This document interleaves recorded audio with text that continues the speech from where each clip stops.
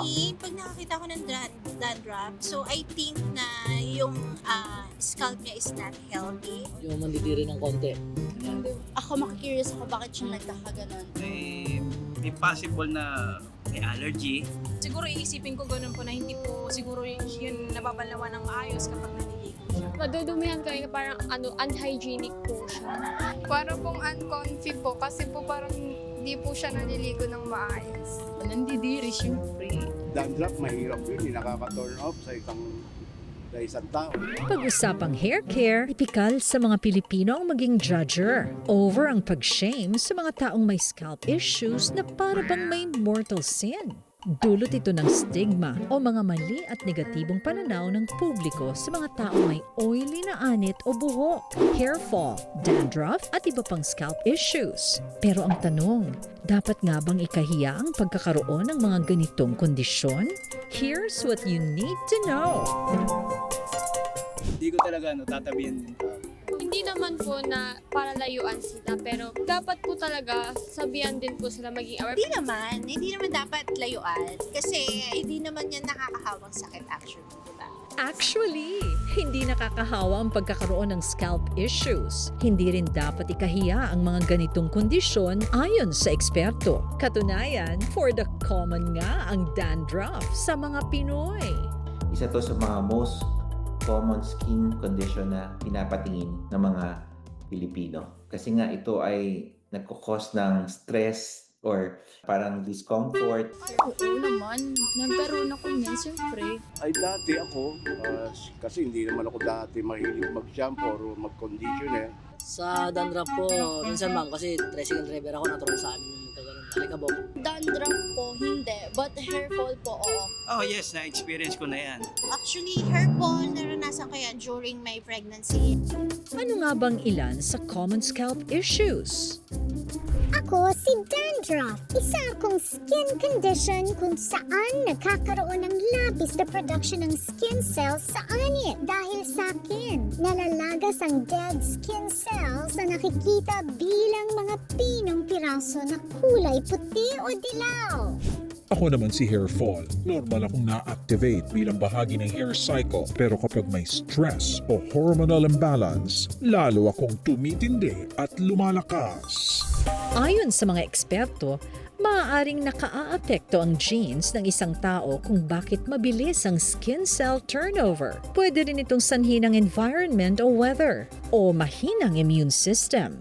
Dahil hindi aware ang marami sa scalp issues, nagkakaroon ng misconception tungkol sa mga ito. Kaya ang mga taong nakararanas ng ganitong kondisyon, nagiging conscious o nahihiya ng makipag-socialize.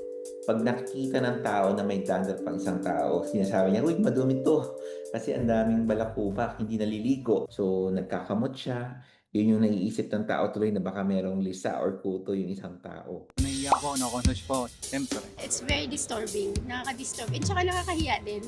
Kasi lalo na pag nasa public ka, kamot ka ng kamot. Nakakaano rin pag naglalaglagan kasi. Pangit tignan. Siyempre, iisipin mo rin po yung kung ano po yung maiisip ng ibang tao. Sa sarili ko, naiya ako, lalo na sa kapwa ko. Naka-experience ako ng time nagpapagupit ako. Yung reaction ng barbero na nadidirian sa buhok ko eh. Kailangan na ng awareness lalo ng mga Pinoy na ito ay isang common skin condition na hindi nakakahawa at hindi ibig sabihin madumi ang pasyente. Ayon sa mga pag-aaral, malaki ang epekto ng scalp issues sa confidence ng isang tao, lalo na't kapansin-pansin ito sa kanyang physical appearance. If you look good, you would feel good, you would be doing good. So, it would develop your confidence, self-esteem, and primarily, it would have to start out with how people look. If a person has dandruff, sa Pilipinas, lilabelan mo yan na dugyot. People think na dugyot ako, people think that hindi ako malinis sa katawan. So, napapahiya sila ngayon. Maaari rin daw itong magdulot ng appearance anxiety at social anxiety. Yung fear of the person to be judged or mapahiya in front of the public na ayoko nang maki-interact, ayoko makihalubilo kasi baka mamaya i-judge nila ako.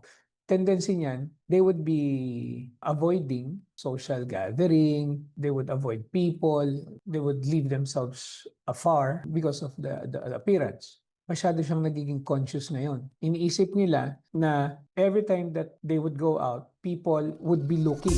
Pero paano nga ba may iwasan ang scalp issues? Araw-araw, kailangan maligo at mag-shampoo para malinis ang kanilang anit. Mild shampoo para matanggal yung langis, yung pawis. Kailangan pag naliligo, gentle massage. Pagkatapos maligo, gentle drying and use of proper hair brush or comb para hindi mag-cause ng irritation sa buhok. Yung pagkamot dapat iwasan kasi lalo mong kakamutin, mas lalong pwede magsugat at mag-cause ng secondary infection. Pagdating naman sa lifestyle factors, given na yung pag naninigarilyo, kulang ang tulog, hindi maganda ang nutrition status ng tao, kailangan ma-address din to yung stress management, important. We need to make sure na competent ang kanyang immune system. So make sure hindi siya masyadong stress. Maayos ang tulog, maayos ang pagkain.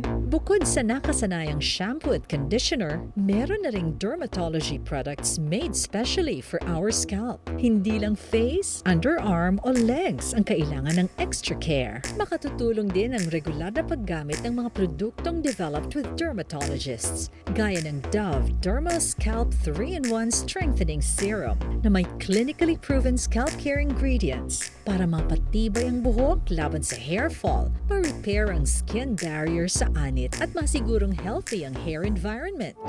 2026 na, it's time to turn shame into self-love and self-care. Normalize, including scalp care sa ating daily self-care routine.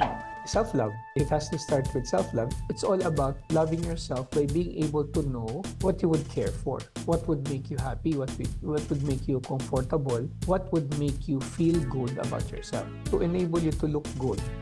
Kasama dyan to care for your hair. From shame to care. Ang solusyon sa scalp issues ay hindi panghusga, kundi tamang pag-aalaga sa ating scalp. Because scalp care is self-care.